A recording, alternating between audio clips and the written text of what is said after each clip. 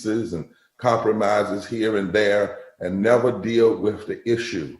So don't ask us to overly celebrate a piece of victory when what we want is everybody in and nobody out. So I'm going to stop right there because we want to get right to the voices.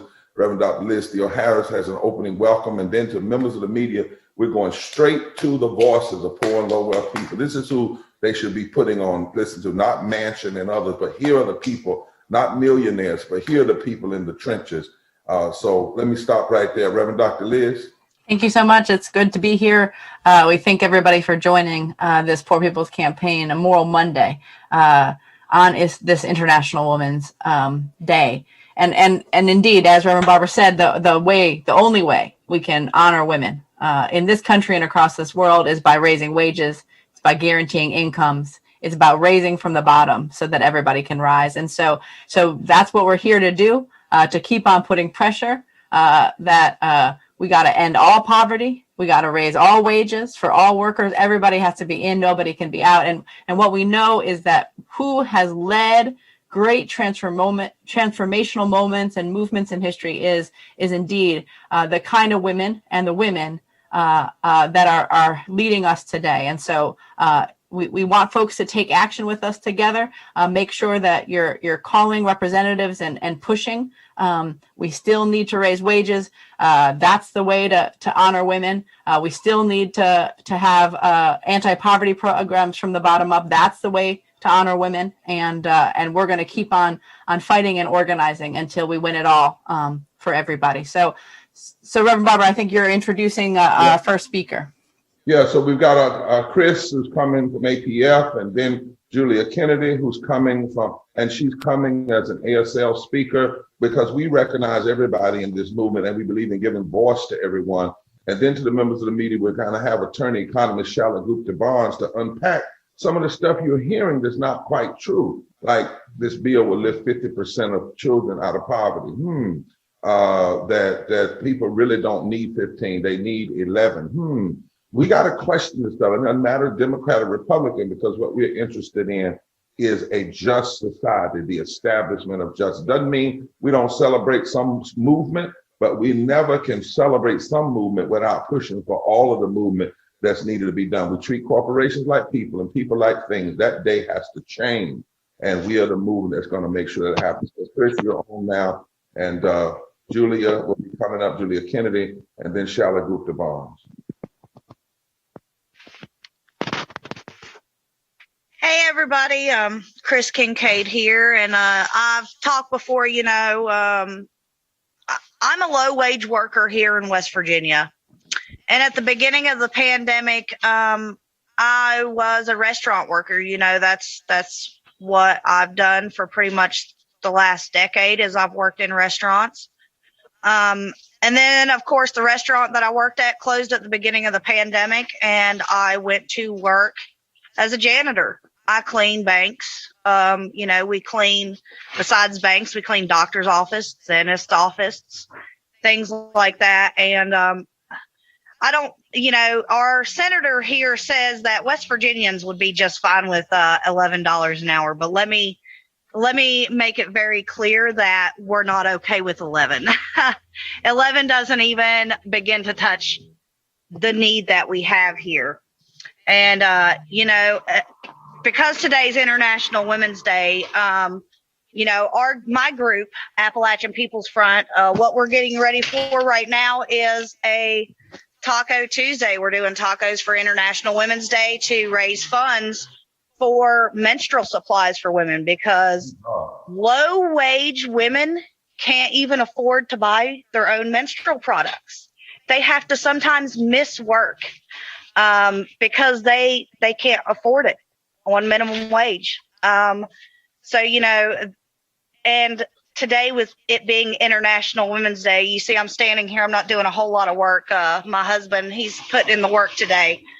But just the need, and it's not just me. I want to make that clear. Our group, we serve food 3 times a week here in Beckley, West Virginia. And we serve about 200 people a week, between 200 and 300 people a week.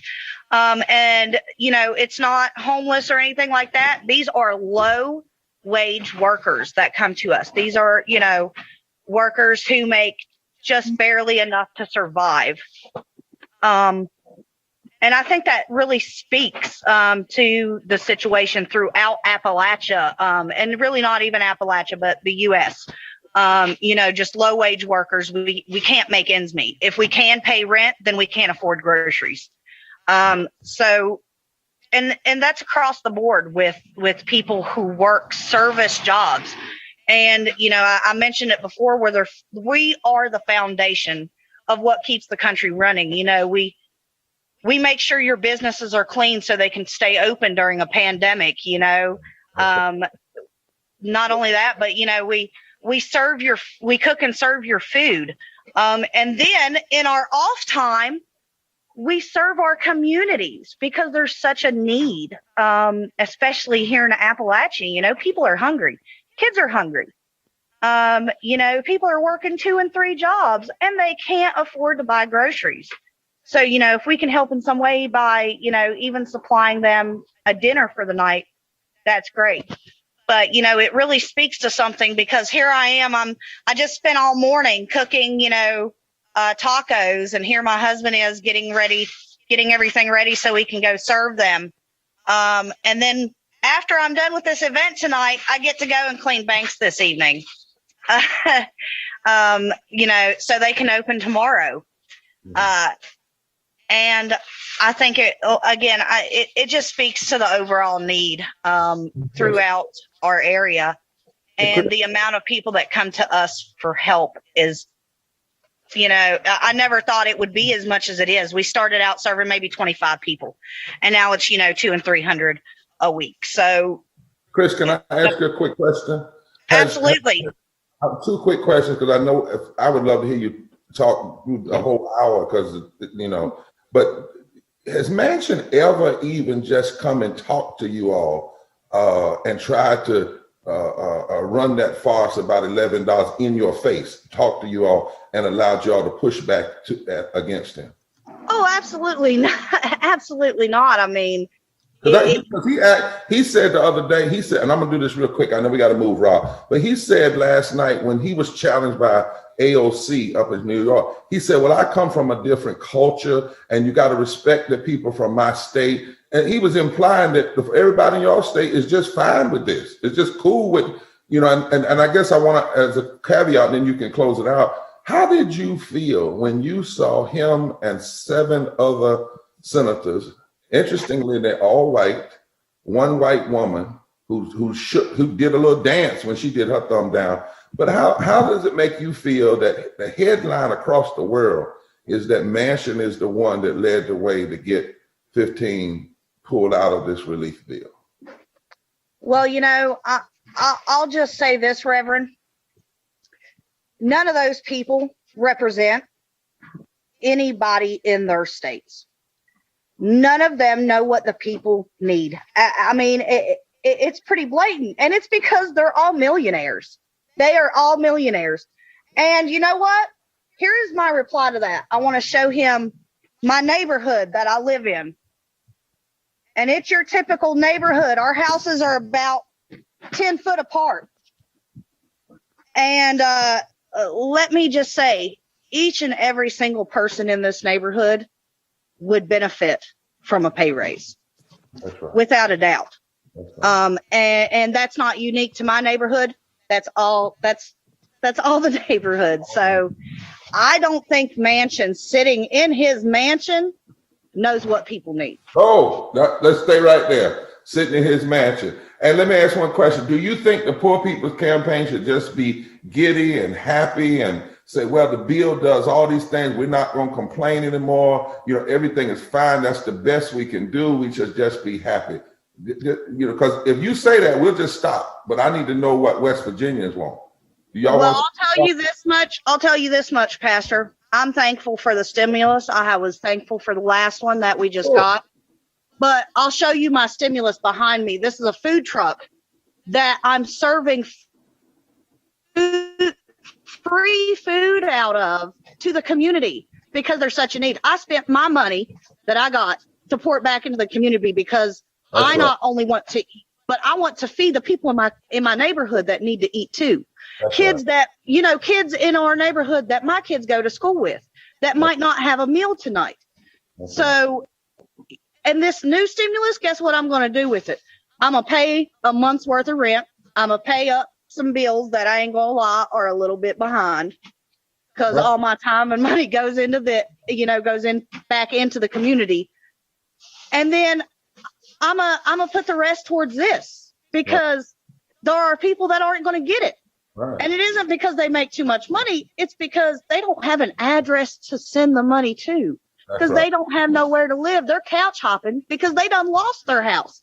They That's lost their house at the, you know, 6 months back, 8 months back, 9 months back, because they couldn't pay their rent when we were waiting for the first, last year. When they were giving $6 trillion to the businesses and forgetting the people. Well, look, we thank you. And you're right. My grandmama taught me, if somebody gives you a fish, say thank you, but you'd rather have a fishing pole so you can catch your own. And that's what we're saying. We're not going to quit until people got the pole. You're not going to just give us a little taste and then think we're going to say thank you and go away. Chris, you stay on the front line. Appalachian people. Thank you, sir. We're with you all the way. We're not going anywhere. Forward together, not one step back. Now we want Julia to lift her voice through sign. We want all of the media to hear her through sign. She has an interpreter, because it's important to understand that when we talk about poor and low wealth workers, we also have to disaggregate to talk about those who are disabled. And I even struggle with the word disabled, because I think people have abilities that we need to honor. But in this moment, we need to hear. So Julia, in your way, in your uniqueness, in your power, speak your truth. And then Shali Gupta Bond is going to come and put some for the media, is going to really kind of help you understand why we cannot accept the narrative that's going out right now. And then Reverend Liz will come back with our other speakers.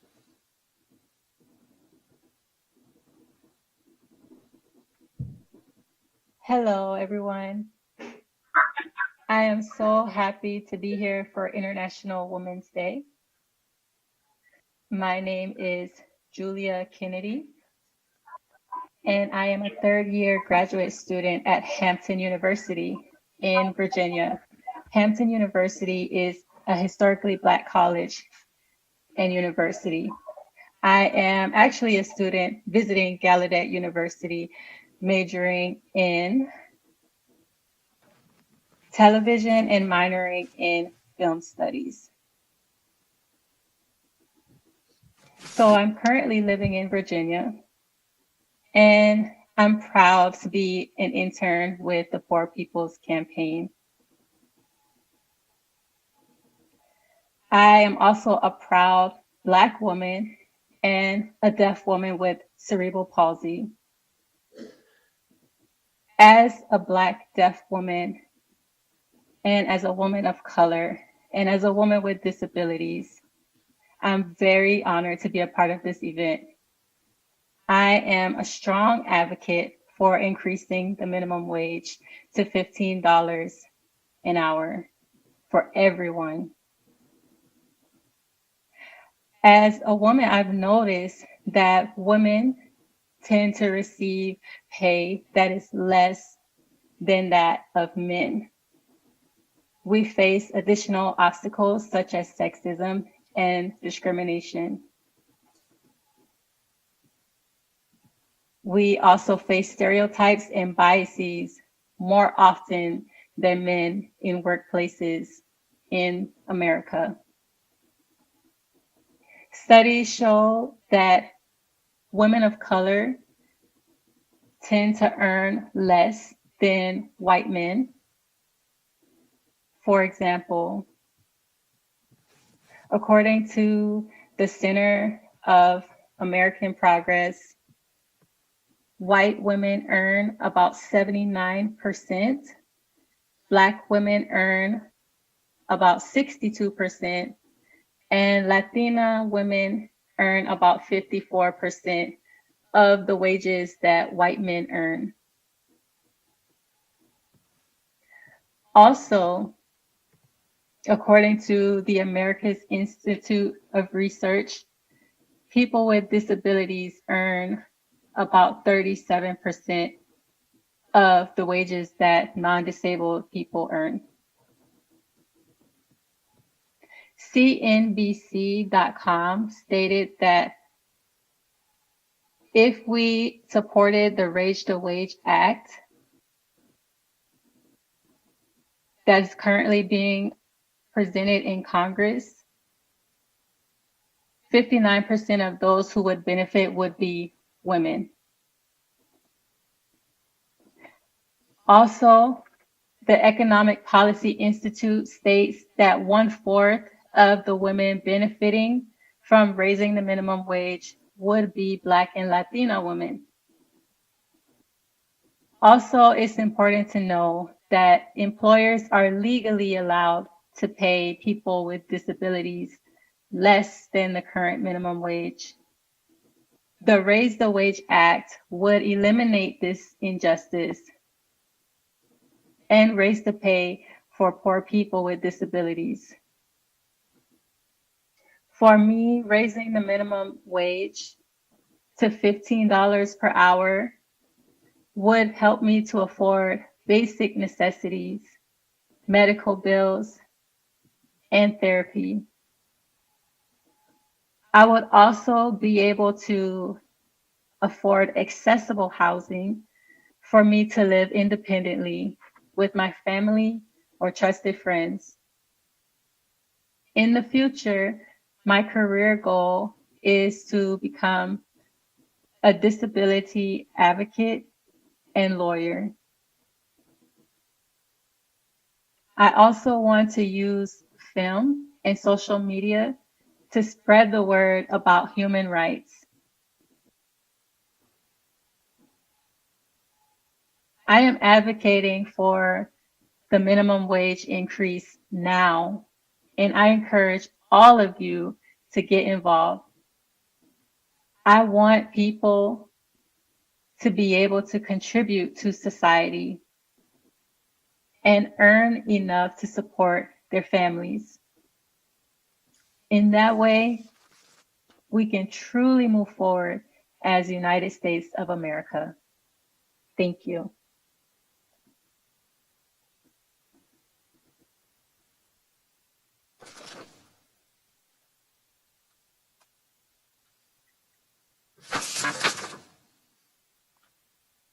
Thank you, Julia, for your powerful and penetrating voice and commitment. Now, Shirley, let's put some facts on this. I mean, we're not putting more facts. Let's add to this facts, what people in the academy and others are saying.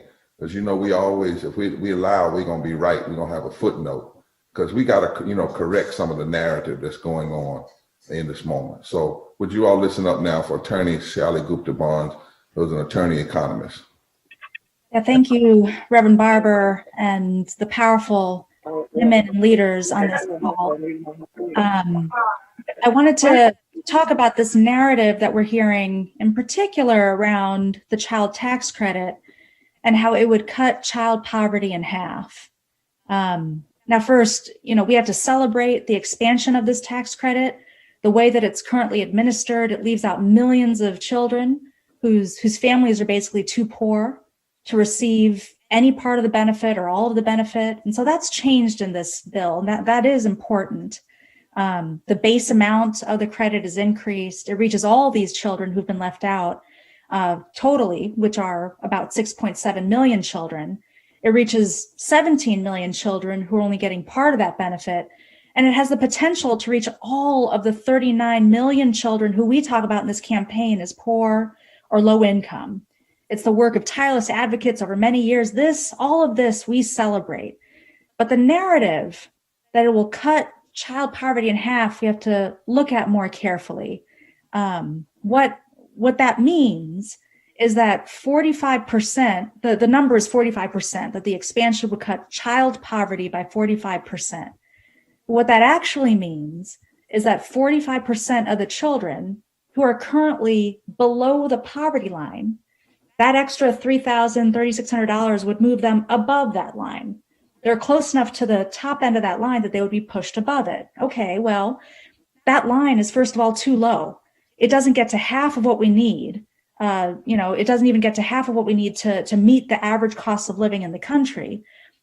And when we look at the impact of the child tax credit in relationship to the 140 million, to the 39 million children who are poor or low income, using the same work of the center, the Columbia Center on Poverty and Social Policy, that provided the other numbers, we see a much smaller impact.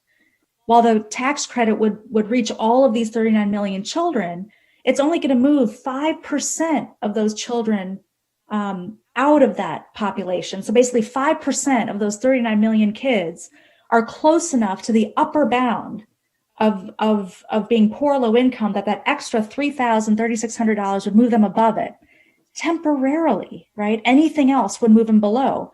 But the rest of those 39 million kids, that extra $3,000 is not enough to fundamentally change their condition. So what does this mean for us? I mean, we do celebrate, like I said, the expansion of the credit, the child tax credit. This is long overdue. It'll bring more income into poor households, and we need to make sure it's accessible to everyone who qualifies for it. It's not enough just to make it possible. It has to be accessible, right? It has to be easy for these families to sign up and receive this benefit. But it is not on its own enough to address child poverty, let alone cut it in half.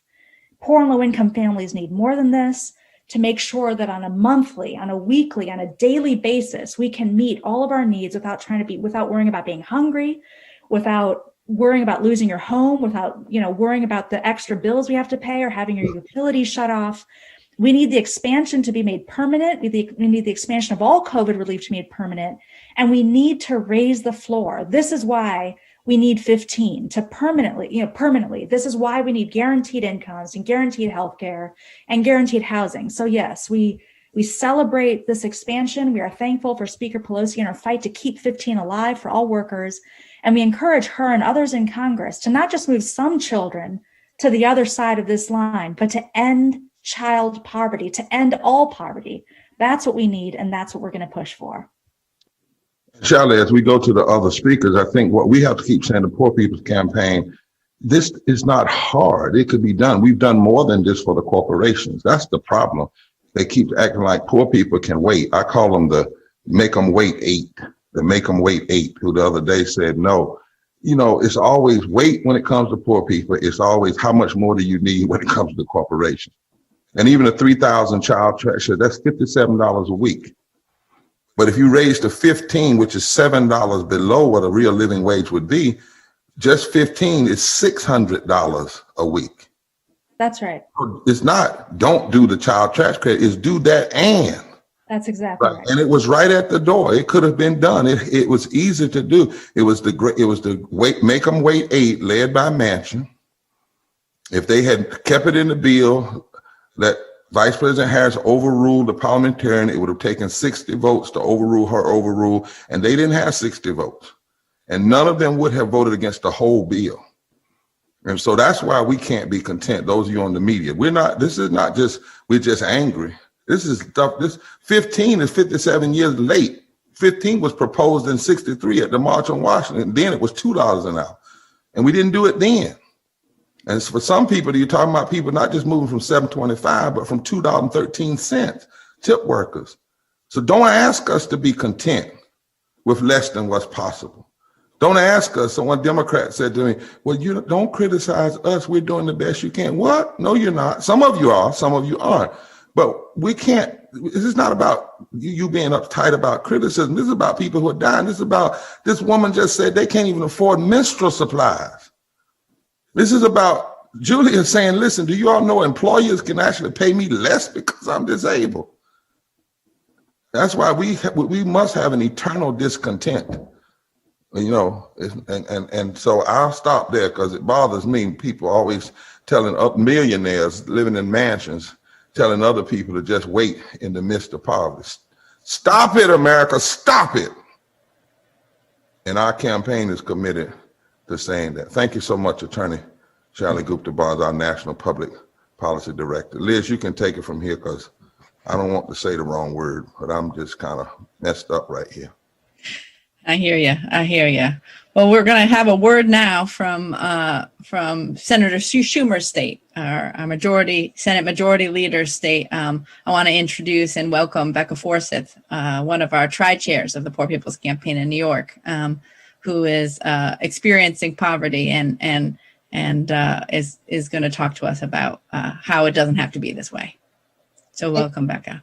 Thank you so much, Reverend Liz. I appreciate it. My name is Becca Forsyth, and I am one of the tri-chairs of the New York State campaign. I stand with the Poor People's Campaign, a national call for moral revival, because I am one of the 140 million Americans who are poor, or one paycheck, one emergency, one healthcare crisis from being poor. In my case, we didn't know that we were one mosquito bite away from poverty. 10 years ago, my husband was stung by a mosquito at a local swimming hole here in Chemung County in upstate New York. It caused viral encephalitis. That mosquito transmitted a virus that disabled my husband. He was our breadwinner. I was already disabled. Suddenly, we found ourselves in poverty. We have destroyed the environment in my community so effectively that this invader thrived where we couldn't. You see, where I live, just like a lot of places in the country, poverty is the norm. We lead the state in all the wrong things: high school dropout rates, teen pregnancy, child poverty rates, child death rates. We are one of the leaders in unemployment and violent crime in the state. We lead in lead in our toxic houses. We lead in obesity and its consequences. The leading causes of death in our county are cancer and heart disease. Our neighbors are suffering from being rent burdened and living in food deserts. The interlocking injustices of systemic racism, poverty, militarism, and ecological devastation thrive and suck us dry just like that mosquito did. To be perfectly honest, we're tired of bleeding. We live in a state that's considered progressive, where Democrats hold a supermajority, and we're still having to beg for the crumbs that fall from the table. Today, on International Women's Day, we demand an end to the attention violence that has for far too long forced the women and children of my community to suffer this burden of inequality. We need living wages. $15 minimum wage isn't enough, but we still have to beg for that. We need universal health care. Why do we have to beg for this during a pandemic in one of the richest states in the richest country in the history of the world? We need real and just COVID relief. We need safe, quality, and equitable housing. We need a functional public education system that prepares our kids to be more than just slaves to this unfair economic system. We need those who represent us to prioritize right over wrong and people over profits. We need them to take their knees off our necks and let us breathe. Please call your legislators today. bit.ly at PPC Call Congress. We gotta tell them somebody's been hurting our people for far too long, and we will not be silent anymore. Thank you. Thank you so much, Becca, both for all the work you're doing and for the powerful words and witness that your life and everybody in your community's lives give to us. I want us to now move to Alabama, from New York to Alabama, right? We're doing fusion here. We're having people from all across this country that are leading the fight. And I was brought into the fight by welfare rights leaders. And I'm inspired by a quote from Johnny Tillman, one of those leaders, when she was talking about this question of essential work, right? We're talking about essential work in this moment. And she said, wages are the measure of dignity that society puts on a job. Wages. There's no dignity in starvation. The problem is that our country's economic policies deny the dignity and the satisfaction to millions of people who suffer every day in underpaid, dirty jobs and still don't have enough to survive. So I want us to hear now from a powerful leader out of Alabama with the struggle of unionization of Amazon workers in Bessemer. And so I bring to you Linda Burns from Alabama. Thank you for the work you're doing and the struggle you're leading there. Hello, my name is Linda Burns, and I'm from Birmingham, Alabama, and I work in the Bessemer Amazon And I was wanting to talk a little bit about, like you said, we get paid $15. They took our $2 hazardous pay, and we are still considered hazardous because we still, dealing with all kinds of stuff, and a lot of other stuff going on. Like when we try to go to the bathroom, we get like two breaks out of a 10-hour shift. Now, us women, men, everybody got to go to the bathroom. So at one point in time, it'll take you like a minute or two, probably 5 minutes to get to the bathroom. Then you got to use it. Then it's going to take you another 5 minutes to get back. And they got a thing called time on task. And what that is, if you be gone too long from your machine, it's going to count against you. You can get fired just for pretty much going to the bathroom. So we have a light that we cut on. If nobody don't come, guess what? We're going to have to stay there. But if you got to go, you got to go. But at the same time, you're like, well, I need my job, so you don't want to. But at the same time, I said, oh, well, Lord, I know I need my job, but I just got to go. I'm sorry. So I've been there a year. They've been open a year. I've been there a year. I don't have a lot of trouble about moving up to different jobs, but they got a little favoritism thing going on. And it's almost like as in, okay, I'm in school. They're supposed to pay for school. They got a lot of stuff that they're like hiding from some of the employees. Some of the employees can get it. Some of the employees can't get it. So I go to school. They're supposed to help me pay for it. No, they're not. Okay, I had caught COVID down there. They paid me for 2 weeks. I was off an additional week. And they did not pay me for that additional week. So I'm still struggling. That was the last check I got was November 13th. I didn't receive another check until December the 25th. December 24th, the day before Christmas. So everything got behind. And when I got the check, it was my work check. Actually, I went back to work December the 6th. Mind you, I went back for 2 weeks and they didn't pay me until December the 25th. Thank God for my neighbor. With that being said, I had to get another job to make ends meet because after I got through paying house rent, car note, insurance, everything, all that stuff, I didn't have enough to buy food. My neighbor bought me food. I was on the urge of getting kicked out because Amazon would not pay me. Now I'm fighting them. I injured my arm, and I'm fighting with them now because they don't want to pay me. And I injured my arm there. I got tendonitis and all that stuff. It's a shame. And then the struggle, I'm still like catching up. Even though I got another job, I'm still catching up because I was like 3-4 months behind in rent, 3-4 months behind in car note, 3-4 months behind in my light and all that stuff. Thank God they wasn't cutting power bills and stuff off because I'd have been sleeping in the car. I had to hide my car. Thank God he was like, well, we understand. They work with me. So it's just been a big struggle. And then you have to go there and put up with all that stuff. And then they don't want to pay you. They don't even want to give you the $2 back. They're supposed to give us the $2 back. They cut it out in May. I was going in every day working overtime. They let us work 2 extra days. And I was working 2 extra days every day until they stopped the $2. So I'm like, okay. I had a life. I go to school. And then I'm still working my other job, and then I still got Amazon. I'm just on leave at Amazon right now because of my arm. So. Well, thank you so much for sharing. I mean, we heard all of those specific issues, right? The fact that people are being denied being able to go to the bathroom, yes. Working for Amazon Corporation, right? We heard that you have to. You're close to homelessness. You're not able to pay your bills. Right. For a company that in this pandemic has gotten billions and billions of dollars, and they said they had resources to help for like struggling people like that. But guess what? When I reached out, they gave me the numbers, and when I reached out to them, they said they was only for the drivers. I'm like, the drivers are part time, all of them. I'm full time. So they denied me help on that. That's right. And that's right. And that's what is so powerful about the unionization campaign that you're a part of, that the workers in Bessemer, Alabama, in the South, leading the nation, organizing against this Goliath.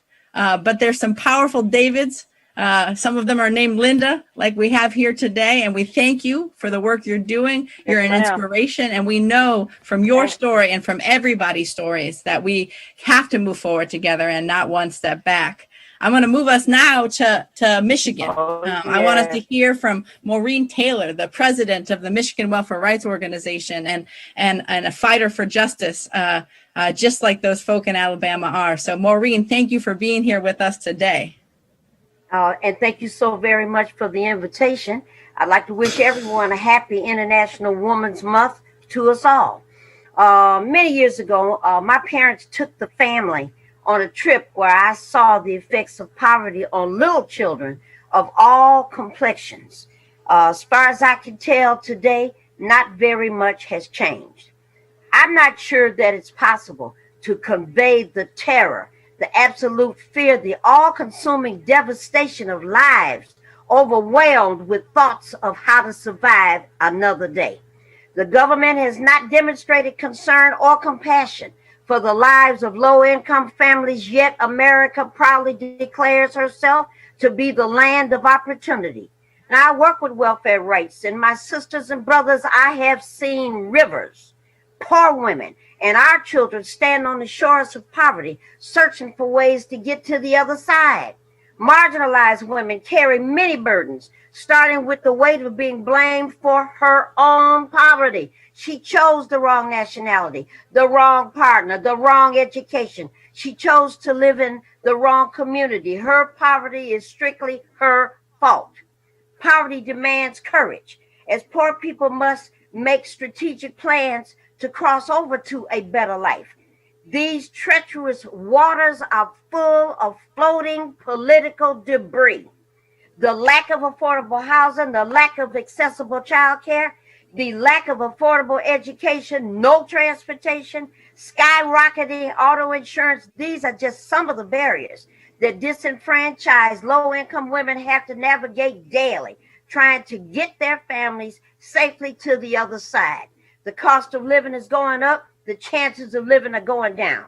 In Detroit, low-income families suffered the indignity of mass residential water shutoffs, affecting hundreds of thousands of families who were just 2 months behind or $150 overdue in back water payments. How can I make you understand what it means to be poor in America? How? Some 43% of Michigan households live at or below the poverty level, and that was before the pandemic. Michigan has a governor who has organized a poverty task force charged with securing ways to reduce poverty. But we need a national approach, since women are carrying the weight of being separated from work because of the virus. Now, government officials refuse to increase the federal minimum wage. Senate members earn $483 a freaking day, while a Michigan welfare mom with 2 children, household of 3, earns approximately $483 in a month. In the end, the souls of poor women and their children can be seen floating down this river because the weight they had to carry was just too much. Now, they're not dead. We're not dead. They keep trying, determined to make a way out of no way. And if we listen intently and very carefully, we can hear their anguished, outraged voices when they ask that question, ain't I a woman? My name is Maureen Taylor. I serve as state chairperson of the Michigan Welfare Rights Organization, and I thank you for your attention. Thank you, Maureen, for those words, for that charge, for that call. I want to remind folks that we are taking action online today. And so please follow that bit.ly link or go to the Poor People's Campaign website. Call our Congress people today. Let's put pressure and thank Representative Pelosi for including the 15, for including higher unemployment insurance, for including some powerful policies that can help lift the load of poverty. But we need her to keep up the pressure. We need all of Congress to keep up the pressure that this is not enough. And that we can and we must do more.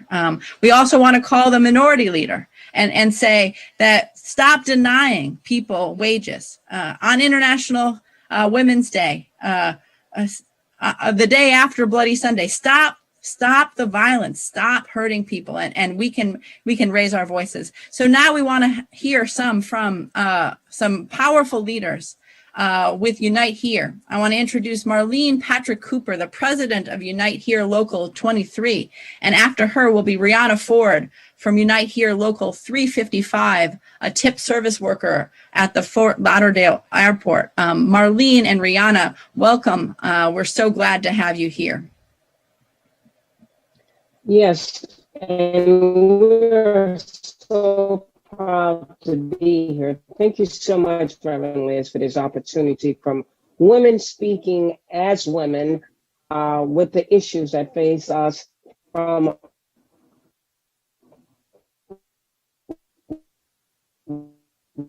way back. And I thank Sister Maureen for that passionate word that she just put out. My name is Marlene Patrick, predominantly based in the South. The members said we work in concession works. And during the peak, it's 98% layoffs. Still right now, 75% of our members are on layoff. We're a majority women in this union and majority women of color. But despite facing job loss, we fought back. Organizing in the South is not only necessary, but it's very doable. Our international president have often told us if we do not organize the South will take over the North.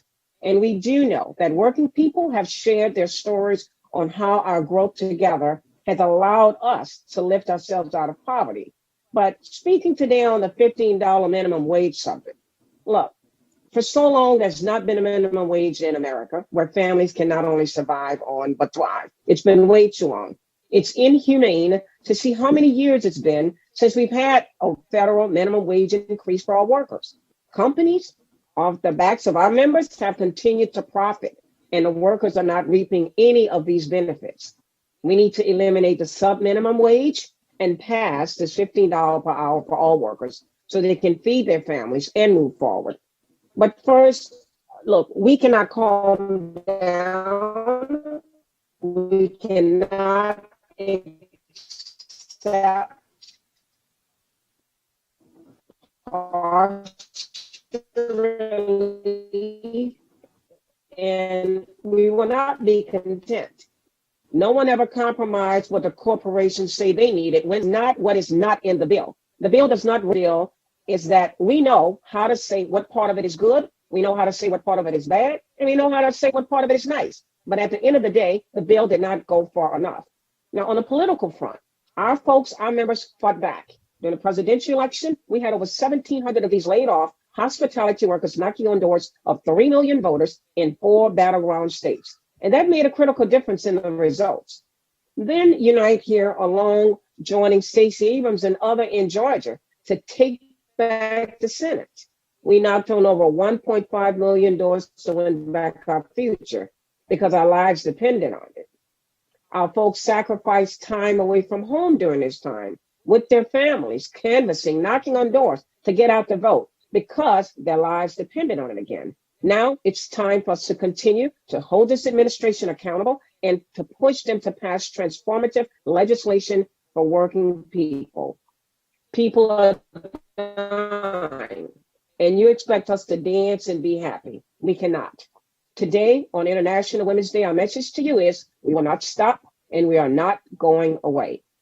Now I'd like to introduce to you one of our members out of Local 355 in Miami, Rihanna. She is very strong. She was a canvasser in the general election and in the Senate and made a critical difference in Georgia.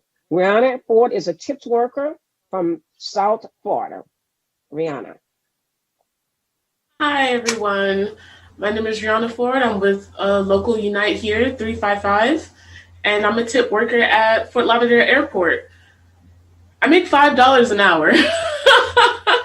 And it's just me, and it's me and my fiance, who also makes $5 an hour. We work at the same place, and my 90-year-old father.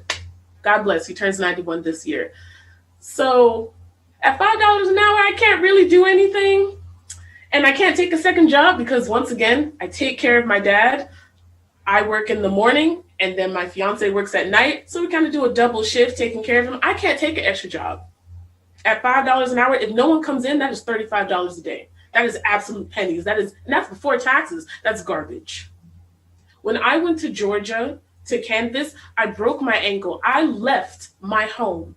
I left my dad. I left my sister. I left my fiance. I left everyone here and risked my life to go to Georgia in the pandemic to make sure I could have a better future, a better everything. We could all have a better everything. And I'm coming back home and we still don't have 15? Why? Does no one think that we don't deserve it? That the job that I do is so nothing? The girls I used to work with, Aisha, Kim, Magdalena, Shika, Tiffany, they all have kids. I would give up my $5 an hour shift to them.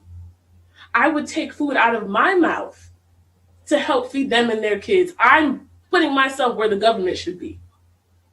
I broke my ankle in Atlanta, and I'll do it again for this $15 an hour. I refuse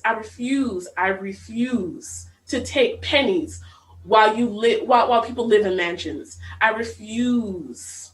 Never. And that's all I gotta say. Brianna, I want to say something that you just spurred out. I don't normally step in, but on this Moral Monday day, I want folk to hear what you and Maureen said. You all touched 3 million people. You went dead into Atlanta. You broke your ankle. You took a risk of your life. And the 2 senators from Georgia got elected because of 15. Let's be real about that. Yes. They did not, if they had run on just dealing with racism and healthcare, they would not have made it. They made it because the platform of the Democratic Party, the president and all that they ran on, we're going to living wage. And what is so atrocious about this, and I like what my dear president said, I love the way you said it. We can say what's good, we can say what's nice, and we can say what's bad. And you don't get to tell us that we can't say what's bad just because you don't like it or just because you're hard. Because we earned the right to do this. You worked, you turned out people to vote. And what is so ugly about this moment and why we can't let it go, because we let it go, they'll do it again. See, my daddy used to say, if you get in a fight with a bull, at least let them know you were there. They're probably going to be less likely to mess with you again. The fact of the matter is, you got a majority because of low-wage workers, poor low-wage workers. And I'm not so much bothered by what the 49 Republicans did, because they ain't never seen a tax hike that they like. And we already knew what they were going to do because they stood with Trump. But when 8 Democratic senators, 7 white men, 1 white woman, cross over and block a vote, and including 15 in the union, which is a compromise in and of itself, and hide behind a parliamentarian and say that it's not the right time, and then for Manchin to say, but I'm ready to do 11 over 3 years. He said he will get to 11 over 3 years. We cannot accept that. They cannot take you and others risking your lives and benefit from that. And not one of them told you to stay home. Not one of them said, every bit of help they wanted, they could get, they took it. But then they want to make people like us and you compromise now. If you accept that, and I'm gonna talk real plain, because I think you have an obligation to talk plain to your friends, not just your enemies. You promised. You never said unless the parliamentarian said something. That's not what you said. And my grandmother used to say, Don't let anybody pee in your face and tell you it's raining. You're right. You are 100% right about that. Yeah, we're not going to be, so we might as well get over this. We just going to be quiet. Like my president, I'm going to call Marlene my president. She said, I'm going to tell everybody, write this down, Liz. This is our new mantra. We can say what's good, we can say what's nice, and we can say what's bad. And we got the authority to do all three, and you're not going to mute our voice in the name of we ought to just go along to get along. We're tired of it, and folk are tired of it. And I'm so glad that you put that in the room, Rihanna and Marlene. Love Unite Here. Sorry about that, Liz. I just said those are some of my peoples. I've been with Unite Here a long time. That's little right. Honorary member of Unite Here, so I had to jump in there. That's My right. president got to speaking.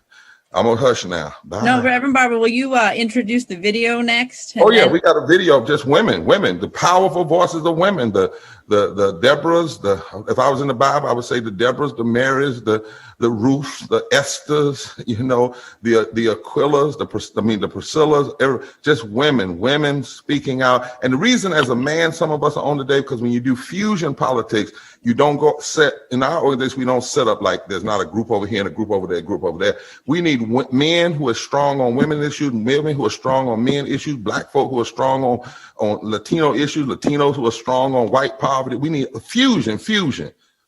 And so this video is really not a tribute, it's a trumpet. It's a trumpet of women. Play the video.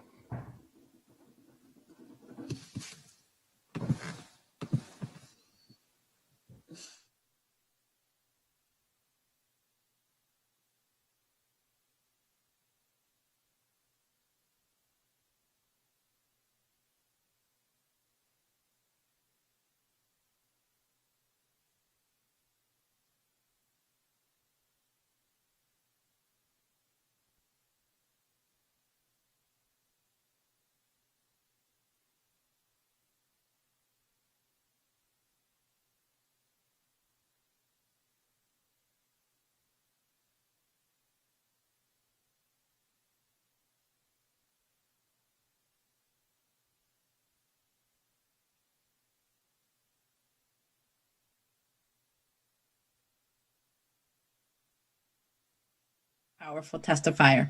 I want to introduce Sophia to come to us from Iowa, where we have marched in the snow and the sleet before. Sophia from Common Defense, and thank you so much for adding your voice, a really important voice today. As a Thanks so much for having me. So before I begin, I just want to say I've been spending the day kind of meditating on Sojourner Truth and the statement, "Ain't I a woman?" And I know that for some of the people who end up seeing this, and you know, maybe some of the people who are on the call now, that may be a controversial question, but I decided I wanted to come here on International Women's Day to share my story. So my wife left without a word, only tears. And I knew she was leaving the moment I saw her. What I felt, but I couldn't have known at the time, is how much that one moment would change everything about my life. I'm Sophia Helena Maestri. I'm a 10-year veteran of the U.S. Navy and U.S. Coast Guard. I'm a transgender woman, and I've struggled with poverty for most of my adult life. I came out shortly after my wife left because I thought I didn't have anything else to lose. I had lost a house, a car, my cat, my clearance at my job, half of my paycheck, and a burgeoning comfort with who I am as a person. But there was more to lose. Eventually, the military found its way into my closet and discharged me for being trans. And I've not had full-time permanent employment since I left the military. Being trans in America, and I'll add a lot of surprising places elsewhere, means bearing the brunt of overt, shameless discrimination. In university, I had to create my own consultancy to get an internship as a requirement to complete my program, something that was so trivial. Most of my most of my classmates had 3 or 4. I've had hiring managers, plural, tell me they just don't want to hire a trans person. Housing insecurity, food insecurity, poor food quality, the looming specter of subsistence sex work, and the legal discrimination that follows to keep a roof overhead like so many trans women have done before me. I'm fortunate that my disability provides me enough to make something like a life for myself. In the richest country in the history of mankind, I thank God that the military broke me irreparably. And I'm not alone. People of color, LGBTQ people, immigrants, indigenous people, mothers, other poor and low wealth people are also routinely discriminated against, which perpetuates the cycle of poverty and injustice that interlocks with racism, classism, sexism, ageism, and ableism, despite the laws ostensibly preventing it. And you're telling me that $15 an hour maybe someday is going to fix it?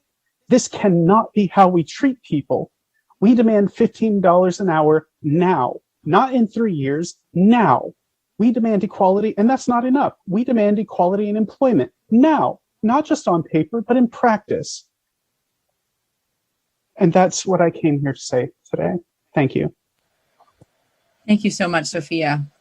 A powerful testimony. It's so good to be here with you on International Women's Day.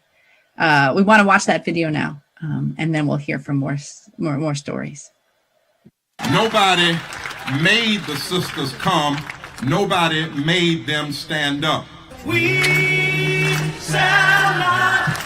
shall not be moved. We are assembled here in front of the U.S. Capitol today to express our deepest concern over the state of our impoverished democracy. This is Moral Monday, and it's dedicated to women raising their voices and putting their bodies in action. Because we know poor people are not to blame. We know that people aren't poor because they want to be poor. People aren't poor because they don't work hard enough. For God's sake, the poor people are the ones that work the hardest. That's right. It's true. Women have always been a strong part of the backbone of the social justice movement. Women throughout the generations have fought for the rights of all people. We've organized in our communities. We've been vigilant in our prayers. We've marched. We've spoken out. We've gone to jail. We have risked our very lives for the rights of all people. And we are here. We are poor. We are clergy. And we're here to say to our nation's capital and to the highest court in this land that everybody has a right to live. Everybody has a right to learn. Everybody has a right to love. Everybody has a right to living wages. Everybody has a right to vote. Everybody has a right to thrive in this society. It's okay to be angry, but you take that anger and you convert that energy into a fight for justice. We are not going away. We are not stopping protesting. We are not stopping fighting. And we will come back again and again and again. Because we are the Poor People's Campaign, a national call for moral revival. And we are here at this Capitol to deliver our demands that come out of the cries of the people, out of the organizing of the people, in solidarity with people all over the world, in a nonviolent, intergenerational, multiracial, interreligious army of the poor. Yes. And we have been hurt for too long. Somebody has been hurting our people for far too long. And we can't be silent anymore. We fight against injustice. We shall not be moved. We fight against injustice. We shall not be moved like a tree planted by the water. We shall not be moved.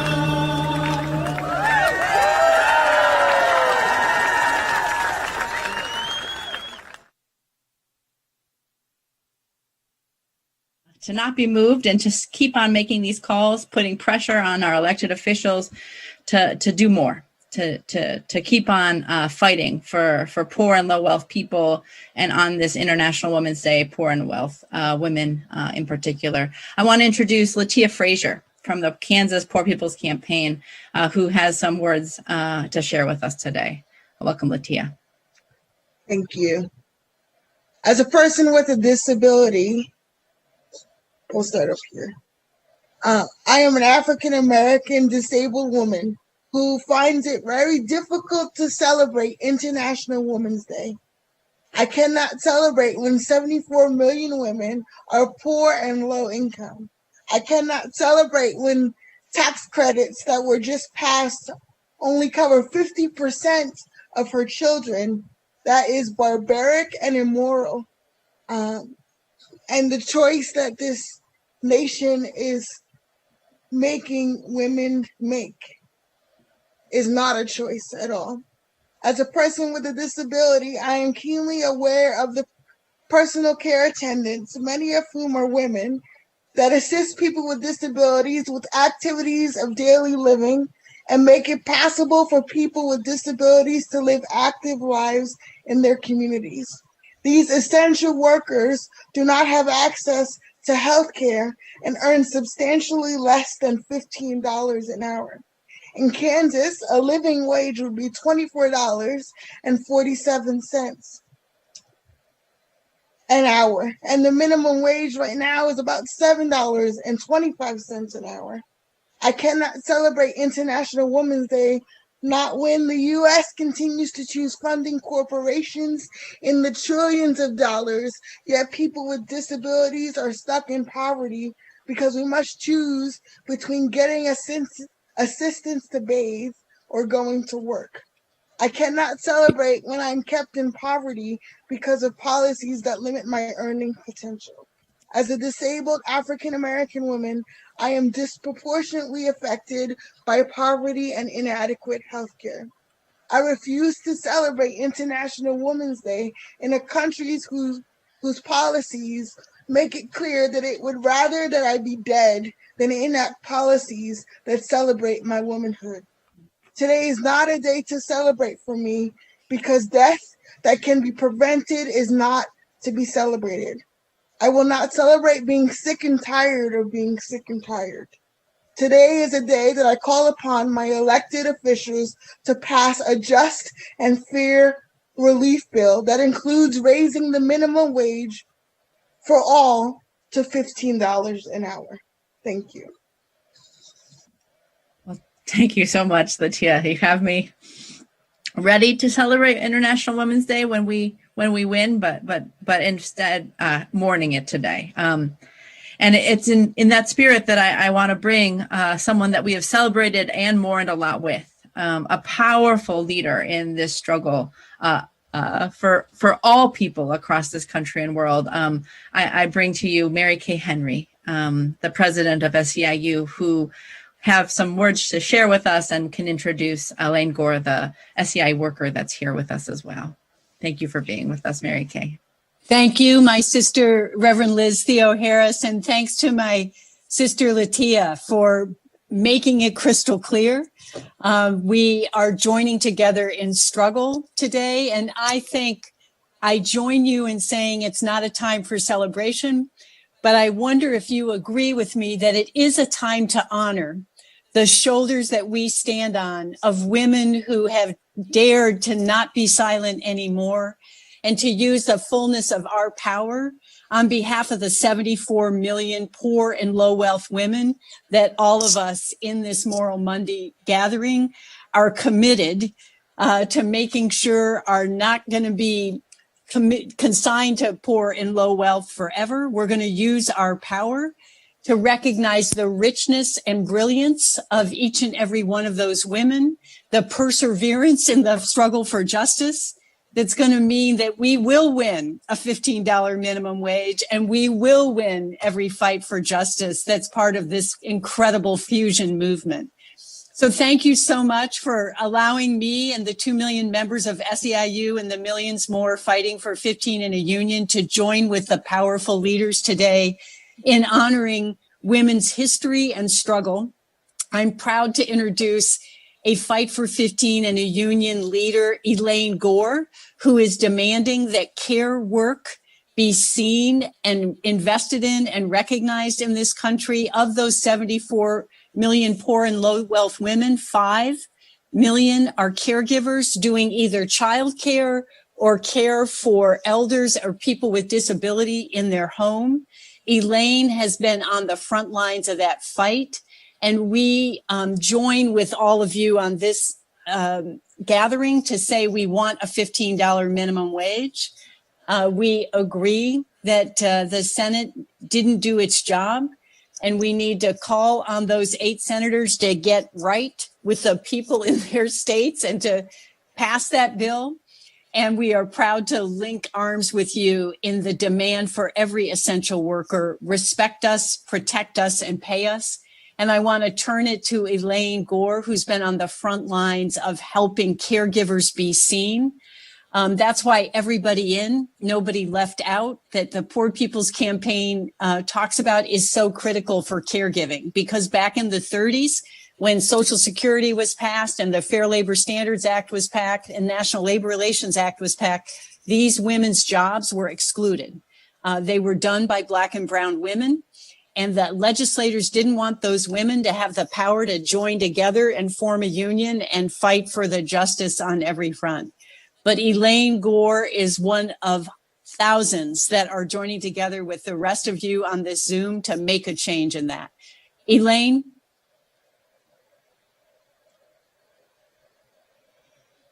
Please join us, Elaine. Hello, my name is Elaine Gore. I live in Raleigh, North Carolina. I've been a home care worker for over 20 years. I've worked taking care of some seniors and people with disabilities in various states. Push your camera just a little bit, Elaine. We want to see. So Okay. Push it up so we can see you real good. Okay, what's going on with the camera? Just take your hand on the top of it and push it back so the camera will tilt up some. Maybe if you just back up, it'll be good. Oh, there you are. Almost. There you are. Yeah. Okay. I was saying, I find it very rewarding, my work. But even though I provide essential care to community members and loved ones, I have not been treated as an essential worker.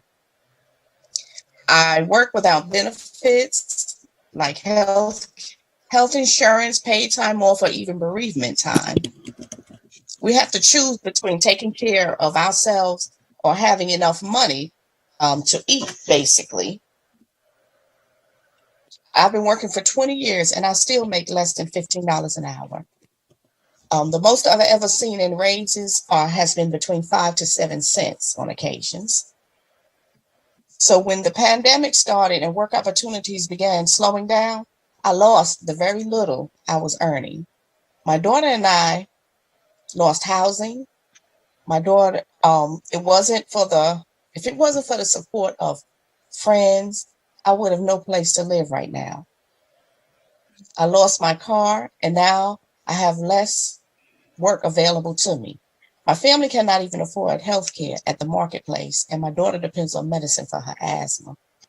My daughter and I are suffering right now. Earning a wage of at least $15 an hour right now will be life-changing for me and my family. As a woman who had to work 2 jobs all my life to take care of my family, $15 an hour would have meant I would have more time to spend with my daughter. It also means I would have been better able to take care of myself. That goes for all the women with or without families that make the backbone of the backbone of home care industry. I know some of our elected leaders don't want to hear us on that, but that isn't going to stop me from making my voice heard. And I'm not only fighting for $15 an hour, I'm also making my voice heard on the Biden Caregivers Workforce Plan, a plan that will help home care workers win basic benefits like health care and paid time off, as well as any opportunity to join a union no matter what state we live in. Thank you for listening to me. Thank you so much. It's so powerful to hear about that commitment and the story that you have brought to us. We have 4 more powerful women speakers. I want to bring up next Nell Mahan from California, one of our chairs of the work out there, who is an unpaid caregiver and needs is a part of this struggle for living wages, for expanding healthcare, and for support and love and guaranteed adequate income for all. So Nell, thanks so much for being here. Thank you, Reverend Liz. I appreciate you giving me the opportunity to raise my voice. My name is Nell Mahan, and I have been a low-wage worker as well as an unpaid caregiver. I'm a 64-year-old Black lesbian whose income is less than 150% of the federal poverty level. I live in constant fear of losing my housing. My only source of income is Social Security disability. Our family home was foreclosed on by Chase Bank after my mom died. They chose to foreclose rather than to modify the loan. I then spent 2 years in housing instability, which was stressful for both my physical and mental health. I had to move 12 times in that 2-year period. So I'm here fighting back with the Poor People's Campaign, which is called for the right to welfare, for a care income, and for a minimum wage of at least $15 an hour. These demands are interrelated. Women like me are exhausted. We are unpaid caregivers for children, elders, and family members living with disabilities, and we are low-wage workers. 58% of those who make less than $15 an hour are women, and the vast majority of those women are women of color. With welfare reform, those of us on welfare are being used to undercut the wages of other workers and to compete with them. We're forced to take any job just to get a welfare check, and we refuse to be used against one another that way. So we're coming together to build a fusion movement so that all the work we do, work that reproduces and sustains life and all of society, will not only be paid, but be paid a living wage. We need a base of at least $15 an hour. So on this International Women's Day, I'm showing up as part of the Poor People's Campaign, a national call for moral revival, to say that it's past time for women, all of us, Black, Latinx, Asian, white, Native American, moms, childless, trans, living with disability, immigrant, with or without papers. Indeed, for all of us to have policies in place that end poverty and enable us to live decent, dignified lives rather than forcing us into jobs that destroy our health and the environment. And that's why we're calling on the House to put the $15 increase in the minimum wage back in the stimulus. We need full and just COVID relief, and that must include a $15 an hour minimum wage. Thank you so much. Now, a powerful connecting of all of these issues, right? Indeed, we have all of these priorities. They all are connected, and we're organizing this 140 million poor and low-income people, the 74 million poor and low-income women. It's my honor next to question. Of course. Can you send me that way you lined that up, sister? If you get my email, I like the way you laid out the all women. And, you know, because I was thinking about as you were laying out that, how that included my mama. You know, somebody told me they worked in poverty. I said, I lived in it. My mother was an educated woman who worked in the South as a principal secretary for a public school and never made above poverty wages. Right. Now, I want folk to understand that. Now, in the Black community, that Black folk would say to you, you know, they never called you poor, and they always taught you to hold your head up, and they always taught you what we don't make having money, we have in love, and we have in that. But they were very clear, you know, And so, you know that reality of having parents who were whatever and started out whatever's called middle and class, went back to the South. But my mama, and I like the way you lined up. Even my mother, who just finished 52 years of work, never made over $20,000 a year. Right. She for 52 years. That's not right. Years. You can do better than that, Reverend Barber. And she, you know, somehow we made it through college and all that. But my point is that we've got to put this right face on this. So that, and I like the way you said, everybody, papers, no papers, all, just send me that. I want that. We're gonna put that up on the website. All right. Thank you, my sister.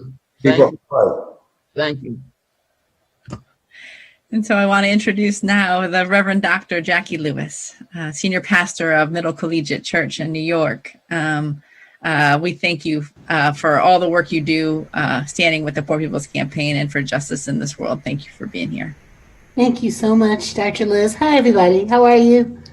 It's good to see this beautiful assemblage of folks. Hey, Rob. What's up, Barbara? It's so good to see everybody here today. Thank you so much for this opportunity. First of all, I'm so thrilled and honored to just be with you, to be among you as leaders, leading from the places where you live and work and do the work of justice. It's such an important time for women, such an important time for women. As we think about the anniversary of Bloody Sunday, and we think about all those women who sat in or marched in, all the women who've died in, all the women who've protested, organized, written letters, stood before principals and powers to demand justice, to ask for justice. And as a Christian clergy on the way to Easter in this season of Lent, I've been thinking a lot about the feminine divine. Just thinking about the wonderful story of Sarah and Abraham. And before they were Sarah and Abraham, they were Sarai and Abram.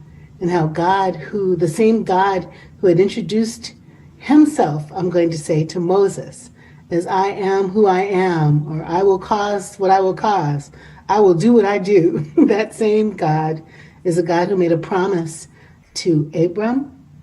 He would be a father of nations, to Sarah, that she would be a mother of nations, and reintroduced herself, come with me, to Sarah and to Abram, changed their names from Princess Sarai to Exalted Mother Sarah, changed his name from Abram, father, to Exalted Father Abraham, and introduced herself as El Shaddai.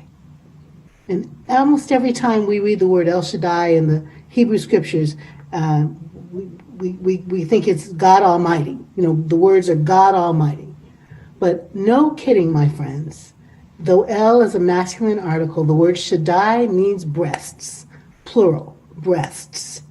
So here we have the God of Abraham, Isaac, and Jacob, of Sarah, Leah, and Rachel, introducing themselves as a feminine God, as feminine divine energy, that every time the word is used in Genesis, it's about fertility and the promise of new life. There's something about that gives me joy today. I'm tired as you are tired. I'm working hard as you are working hard.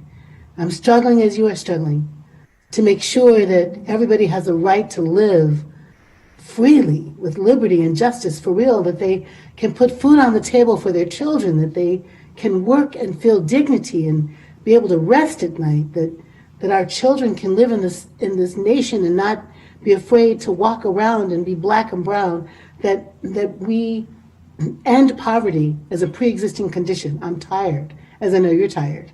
And I'm rejuvenated by this feminine divine energy that I see around this Brady Bunch square as well. I see it in you, all of you. El Shaddai, this powerful God of love and nurture and waymaking and life-giving and resuscitation, the particular ways that women know how to lead, that we know how to care for each other's children, that we know how to hold each other's hands, how to pat each other's foreheads, how to encourage each other, and how to share resources when we have them. God, that you would give more leadership to women around the globe so that we can heal the globe of the things that patriarchy has wrought, that white supremacy has wrought. El Shaddai, my friends, introducing herself to us as power, as womb-like mercy, as love and gift, with which we can make a nation that we can be proud of, in which the poorest children are no longer poor, in which the women are no longer subjugated and asked to sit down someplace and be quiet, in which our leadership changes the culture of the nation and changes the culture of the world. I hope it's okay to say that I'm proud of you, that I see you, that I'm glad for you. Sunita, good to see you. I'm so glad to see you, being you in the world.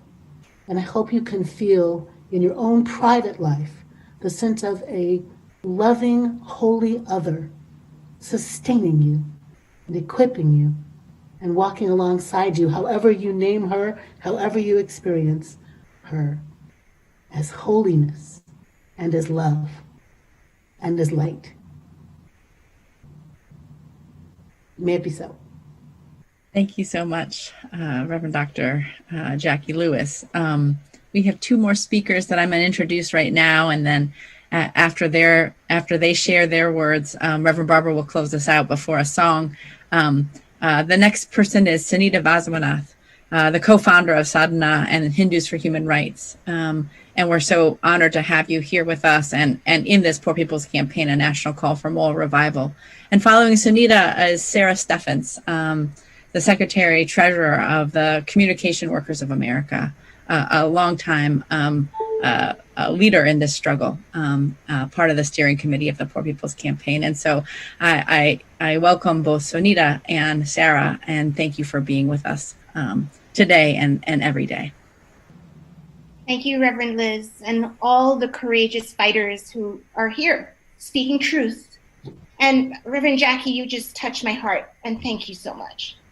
I am always sad, angry, and determined on this day, on this International Women's Day, and today is no exception. And hearing all of these testimonies, I hope everyone who is listening is sad, angry, and more determined than ever. Poor People's Campaign is a national call for moral revival.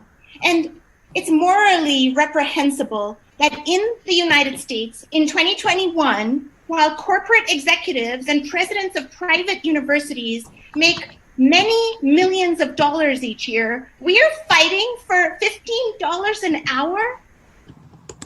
I am so disheartened that even after we elected the Democrats back to power, now these are the side that's supposed to care for the poor and about equity, we're still fighting this fight like this. We come together as secular people and people of faith. And while this is a matter of common sense and basic concern for fellow humans, we can seek the wisdom of our scriptures. And the oldest Hindu scripture, the Rig Veda, states, one may amass wealth with hundreds of hands, but one should also distribute it with thousands of hands. What our ancient sages stated thousands of years ago is so relevant today, because every crisis we face on our planet has at its heart the immoral and unjust distribution of wealth and resources. We should be fighting for free healthcare for all, free public higher education for all, paid family leave. But here we are fighting for a minimum wage that isn't even livable. I am no economist, but I know that no one with dependents, hell, no one without dependents can survive at $15 an hour. In this year of COVID trauma, we have learned just who are the most essential workers in this land, and they include some of the people who have spoken today.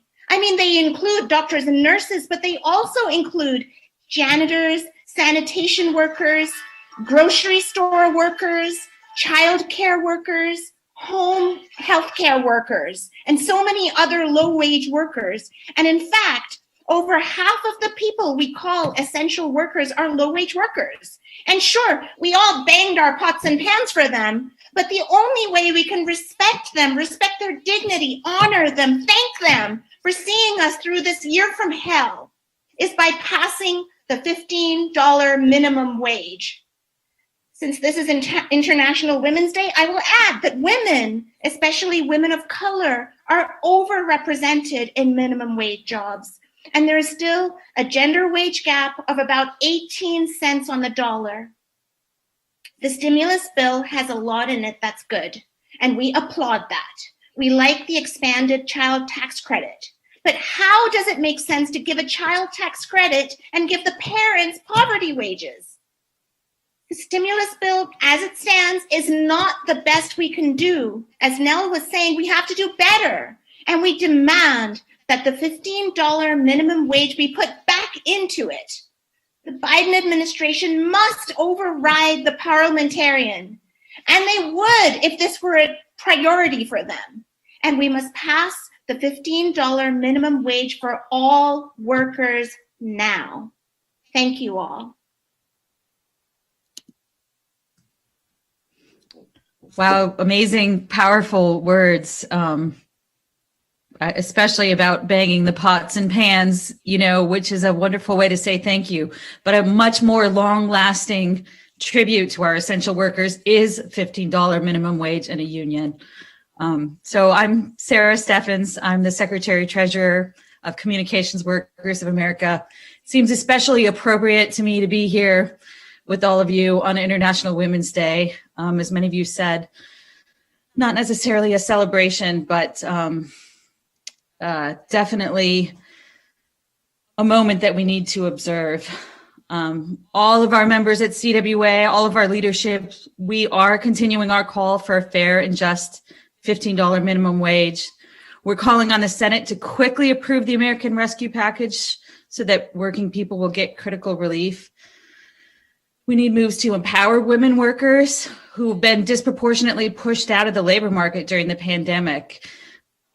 Women are fighting on the front lines to build the labor movement. So I know people have been calling Speaker Pelosi and Minority Leader McCarthy today. We're thanking Speaker Pelosi for fighting to keep the $15 an hour for all workers in the COVID relief bill. And we're encouraging her to keep on fighting. This is a critical fight. And we're demanding that McCarthy stop blocking progress and relief for the millions who are really hurting in our nation. I did want to say a few words about the amazing women leaders who are organizing their workplaces right now with CWA. Women are the majority of the workers at Maximus, which is the largest federal contractor of call center services. These are 10,000 workers serving Medicare and Affordable Care Act recipients, but they're paid as little as $10.80 an hour. And they face management harassment and intimidation when they speak up and fight to win their union. The women of Maximus are fighting for a new day where a profitable company like Maximus has to bargain with its workers, and the federal government actually backs them up. Women are also out in front in many of our other organizing campaigns, including at the giant eyewear chain Luxottica, where workers are fighting for a safe environment during COVID. The wireless industry, where women at Verizon Wireless stood up to racist managers and union busting at a call center in Texas. We have workers at Alphabet and in the broader tech industry who are making racial justice and gender justice a core component to their organizing, and so many more. So on International Women's Day and on every day, let's lift up the 74 million poor and low-income women in this country who are on the front lines of essential work, low-wage work, unpaid work, women who are demanding $15 an hour in a union, and we need expanded unemployment insurance and just COVID relief for everybody. Thank you. You're so right, my dear sister. You are so right, Madam President. And I'm so honored I work, and I'm looking forward to that work that Repairs is doing with those workers at Maximus. You know, I was just thinking in the movie on Gladiator, Maximus defended the women. He didn't destroy the women. You know, it's just, they even got the movie wrong. But we're going to help them get the script right, Liz. And we certainly celebrate the powerful work that Reverend Liz Theo Harris is doing. By the way, y'all, she's got a book coming out soon. I don't know if I'm supposed to tell it, but she's got a book coming out on how you read the Bible reading the Bible with the Poor People's Campaign. And you all ought to be ready to get that, because it'll help you in meditating through the course of the day, because we have to keep our fight up. I want to close the day before we go to Hold On. You know, it's a special day for me to be able to share with you all as a man. Naturally, I would say I have a mama who's a woman, but my family was strong women. You know, my great grandmama, you might want to know, refused to let my daddy pick cotton. She picked extra so he could go to school. And she bought land. She never, you know, guess she could, saving a quarter here, a dime here, passed down to her family. And my grandmother worked every day on a farm, took care of her aunt, her sister that they wanted to take away. When she was approached in the 1930s to sell my daddy on the black market in the middle of the Depression. And it was happening up in the northern part of this country, the world country. And she refused. She was a single mother in the middle of the Great Depression. She never got above the 5th grade. She sold eggs and chickens and chopped tobacco and peanuts and taught me how to do the same thing. She had me read the Bible to her and braid her hair at night. But she always said to me, don't you ever surrender your dignity. And don't you ever allow people to tell you something is good and it ain't good. Don't you ever say yes when no, it should be your answer. And she said, don't ever celebrate mediocrity in yourself or in the nation. She died at 81 years of age. And she was a powerful woman. My mother took on an entire system that tried to suggest she was a thief because somebody made a mistake of 50 cents in the books, in the financial books of the high school. And they wanted her to pay the 50 cents, admit that she was wrong, and they were going to put a letter in her record and say that she was incompetent in that area. This is what she faced integrating this new school, and she refused. She would go back. She went back for one solid week every night back when things were in ledgers, until she found where somebody had written a 5 where it should have been a 0.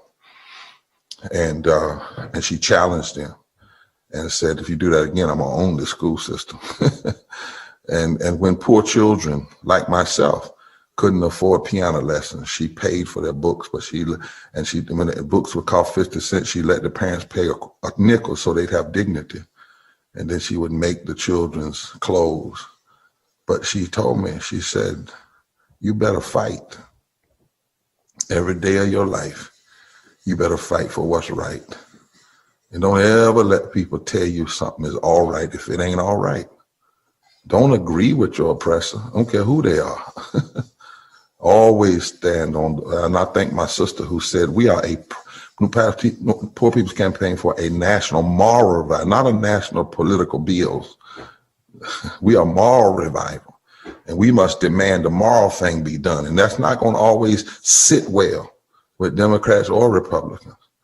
But it's the only way for things to get well. That somebody has to dare to dream what ought to be, declare what ought to be, and be determined. So I want to close, and we talk about holding on, Liz, and we got these powerful women that are going to sing Hold On. But I want to close with Coretta Scott King, because somebody asked Coretta what she felt about violence one day after her husband had been murdered. And they thought Coretta was just going to talk about Martin's murder.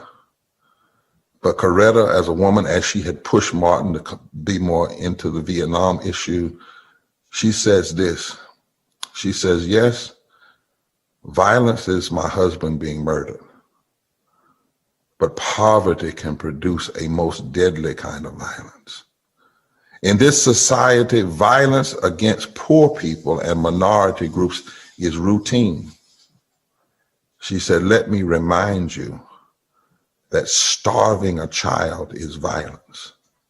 Suppressing a culture is violence. Neglecting school children is violence. Discrimination against working people is violence.